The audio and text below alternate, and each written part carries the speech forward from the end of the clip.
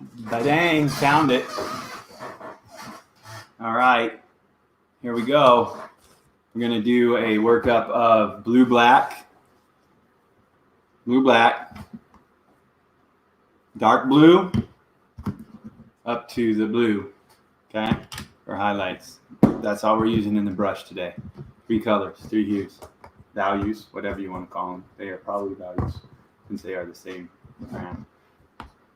So we could do this with like coal black and titanium white and use the blue.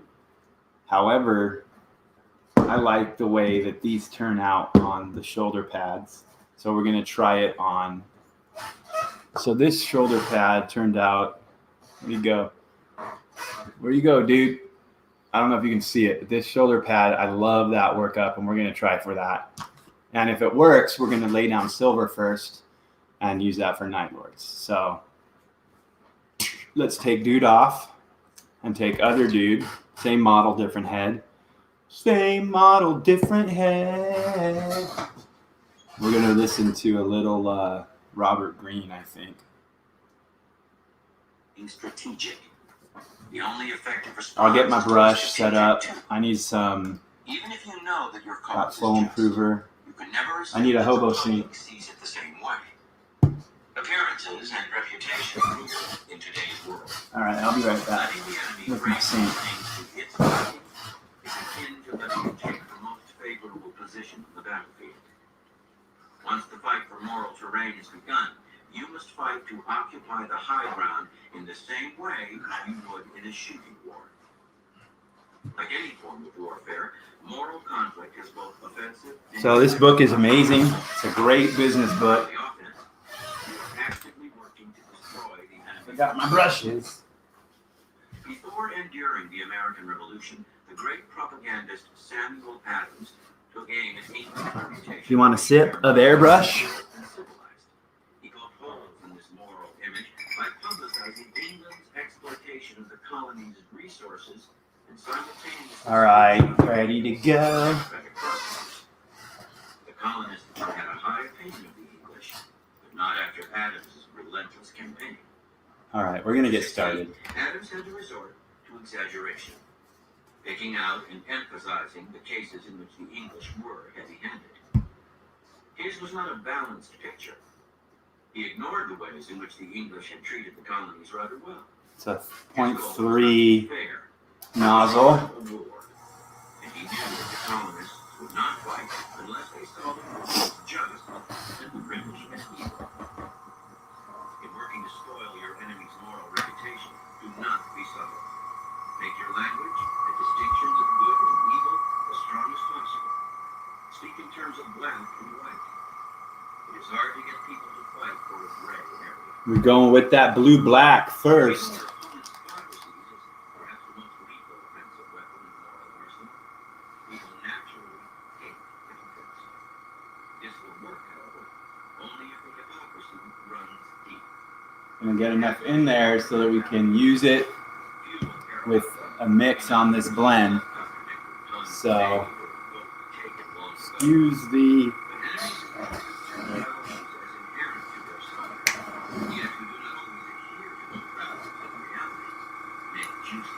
some dirty paint waters.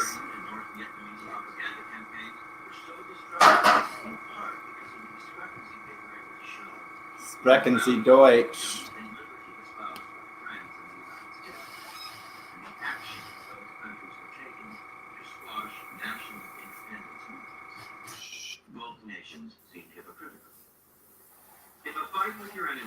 So we want to make sure that this does not, we're going for coverage, not opacity, and we do not want wet. We want to keep spraying, so we're going to keep this a little dry. It's a little shiny, but it's not wet looking. We have it primed black, so that will handle shadows. Not as a conqueror, but as a liberator. You are fighting not for land or money. It's a good book, so if you're in business, I recommend. this book quite a bit. It's a long book, but I have a couple of the kids I mentor, the dudes I mentor, not kids, they're businessmen. This is like 34 hours, and I make them listen to it no matter what when they start. If they want to keep working with me, they're going to do this. All right. We got a little bit of water in there. We're going to make this a little wetter than last time. Going to work it wet. A little bit more flow improver. Drop. And we're on to our blue, dark blue. The best defense against moral warriors is to give them no target. Live up to your good name. Practice what you preach, at least in public. Ally yourself with the most just causes of the public. Make your opponents work so hard to undermine your reputation that they seem desperate. All right, so this is our second spray session.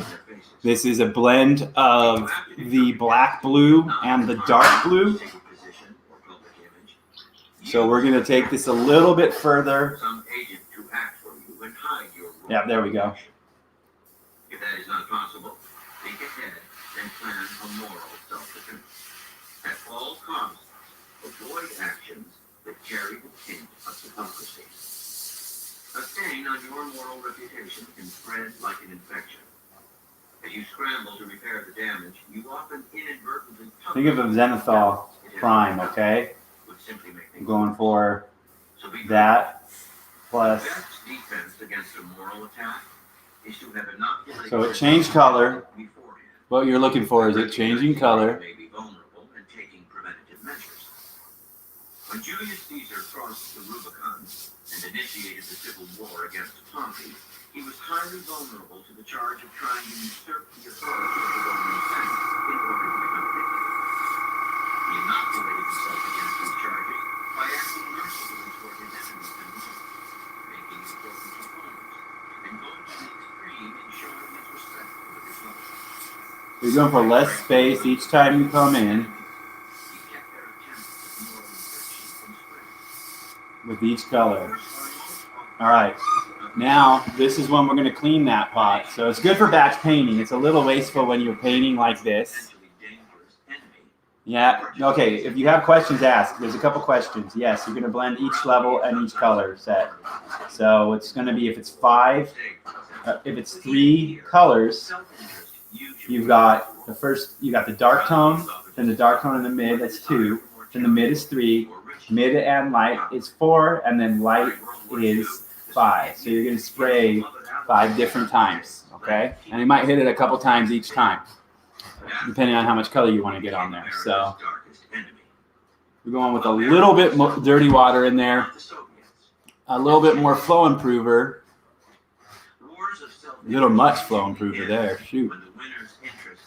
And then just the blue. Wars of morality are often longer and blacker. If the enemy is seen as evil, as the infidel, it must be annihilated before the war can end. Wars of morality also churn out uncontrollable emotions. All right. We're glazing consistency. And subsequent invasion of the Holy City by the troops of Charles IV in 1527. German soldiers went on a 6-month rampage against the church and its officials, committing many atrocities in what came to be known as the Sack of Rome. As in war, so in life. When you are involved in a conflict with another person, shaky hand. there is something you are fighting over, something each side wants. This could be money, power, and position, on and on. Your interests are at stake, and there is no such conflict tends not to be too bloody. Most people are at least somewhat practical, with the point of preventing it from going too long. But those people who fight out of a moral sense can sometimes be the most dangerous. They may be hungry for power and are using morality as a cover.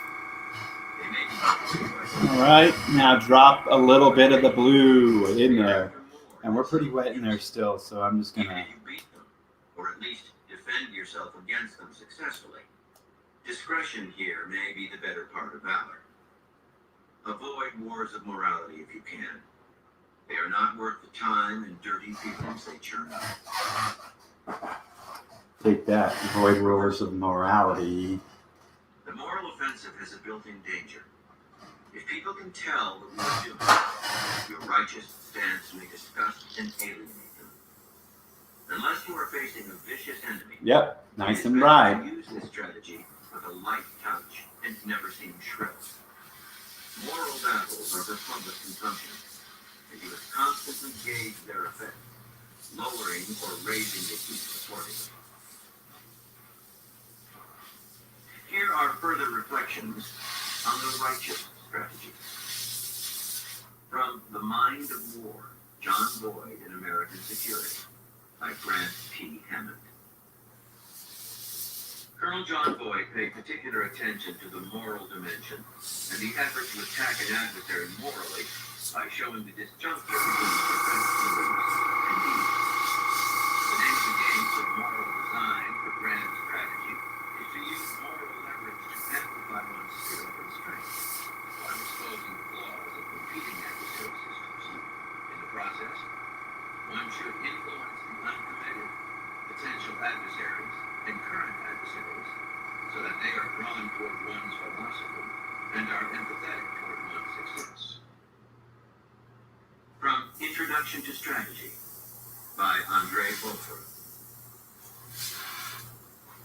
The central feature of the exterior maneuver is to assure for oneself the maximum freedom of action, while at the same time paralyzing the enemy by a multitude of deterrent checks. Looking good. The Lilliputians tied up gullible. Nice looking purple As shit with there, all dude. operations designed to deter, action will of course be primarily psychological. Political, economic, diplomatic, and military measures will all be combined toward the same end. There we The go. procedures employed All right, we got one more to step. achieve this deterrent We got pure blue. We're on our highlight. I'm going to go over this one more time. appeal will be made to So I like how crispy it's looking. Getting some drama. It's looking pretty. And there will be attempts to prick the enemy's conscience by making him doubtful of the justice of his cause. Alright. From some section of Clean up real quick. Public opinion will be roused. And at the same time, some sector of international public opinion will be put down. The result will be a real moral coalition. An attempt will be made to co-opt the more unsophisticated sympathizers by arguments based on their own preconceived ideas. This climate of opinion will be exploited at the United Nations, for instance, or at other international gatherings. Primarily, however, it will be used as a threat to prevent the enemy undertaking some All right. action. Again, water. A little bit of water. A little bit of flow improver. Go more water and flow improver if you're going batch. And then take your high and spray just your high.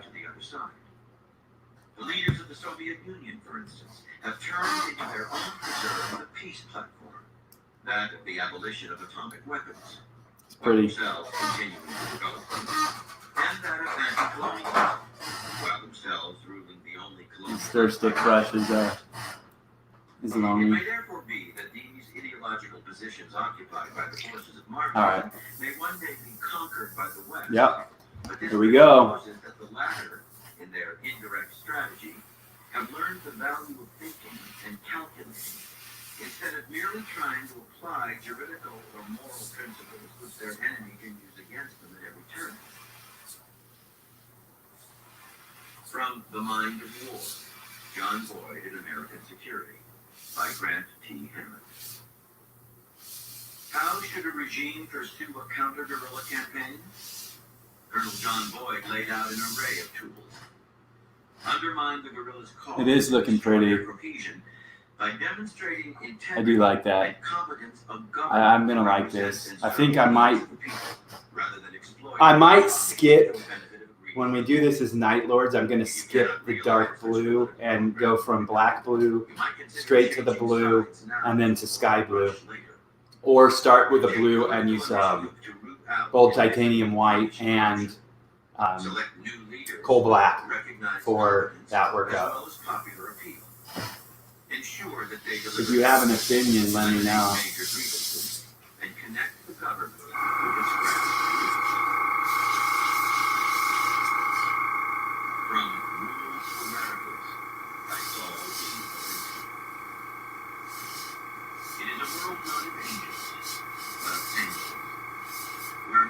I'm a little big there, but I really am liking that. A world where we are always moral and our enemies always immoral. The Concept of the Political by Carl Schmitt. Humanity as such cannot wage war because it has no enemy. What are your thoughts? At least not on this planet. The blue-black, dark blue-blue, or blue-black, blue, sky blue? Because the enemy does not cease. You've seen enough to make a decision at this point? There is no specific differentiation in that concept. That wars are waged in the name of humanity is not a contradiction of this simple truth. Quite the contrary, it has an especially intensive political meaning. When a state fights its political enemy in the name of humanity, it is not a war for the sake of humanity, but a war wherein a particular state seeks to usurp a universal concept against its military opponent. At the expense of its opponent, it tries to identify itself with humanity in the same way as one can misuse peace, justice, progress, and civilization in order to claim these as one's own and to deny the same to the enemy. The concept of humanity is an especially useful ideological instrument. Man, I want to push that harder. And in its ethical I really do. form, it is the specific vehicle of economic imperialism. Here one is reminded of a somewhat modified expression of Proudhon's. Should have taken that much brighter, quicker. It's alright, next time. Test model. That's what a test model is for. To invoke and monopolize such a term probably has certain incalculable effects, such as denying the enemy the quality of being human and declaring him to be an outlaw of humanity. It's going to spray. It's sprayed all right. There's not going to be any graininess. We're going to have a bit of contrast we want.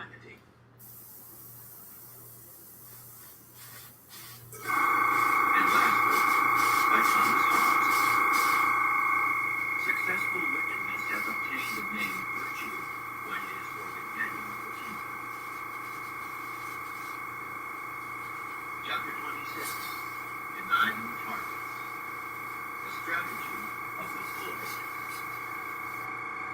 The feeling of emptiness or void, silence, isolation, non-engagement with others, is for most people intolerable. As a human weakness, that fear offers fertile ground for a powerful strategy. Give your enemies no target to attack. Be dangerous, but elusive and invisible. There's the blue black. Chase you into the void. There's the blue. This is the essence. All right, I think it's of good. battles, We're gonna get ready to paint with the brush. Frustrated at their inability to use their strength against your vaporous campaign, your opponents will grow irrational and exhausted. Midnight clad, baby. War, part of a grand political cause, a people's Cleaning up. war that crests in an irresistible revolution. So the key to the airbrush is just get the water, spray it out, and then stick it in a cup of water and cleaner, and don't worry about it. Clean it once a month. Keep it wet, and it won't ever have issues. That is a Kenny Boucher tip. Hardcore. Pretty much everything here is Kenny Boucher tips. Dude can teach and paint. Russia's traditional front yard. Russian aristocrats worked to influence the Tsar to repudiate. Alexander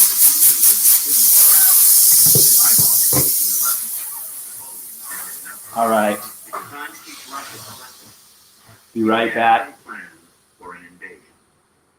The acquisition of this vast territory to the east would make him the ruler of the largest empire in history. Some of Napoleon's ministers warned him of the dangers of invading such a vast country, but the Emperor General felt supremely confident. The Russian army was undisciplined, and its officers were squabbling among themselves. Two forces in Lithuania were positioned to block an invasion from the west, but intelligence had revealed that they were unprepared. Napoleon would march into a central position between these forces and defeat them in detail. He would ensure victory by Blue mobilizing an hand. army 3 times larger than Now I'm gonna get in trouble for not wearing glasses or gloves again from the boss. would march into Russia. 450,000 is part of the main attack force. The rest to secure lines of communication and supply. With an army this size, he could dominate even the large spaces of Russia, overwhelming the feeble enemy not only with his usual brilliant maneuvers, but with superior firepower. Napoleon may have felt certain of victory, but he was not a reckless man. As always, he studied the situation from every angle. He knew, for instance, that Russian roads were notoriously bad. Alrighty. Local food supplies were Thank weaker. you. The climate I'll be back later with paint on that thing, and we'll keep it going. I gotta get some other work done. There was always Any questions before I go? He read up on the failed invasion. All right, yeah, I'll send you that. All right, if you're on Facebook, look for that in the group. And anticipated that the Russians might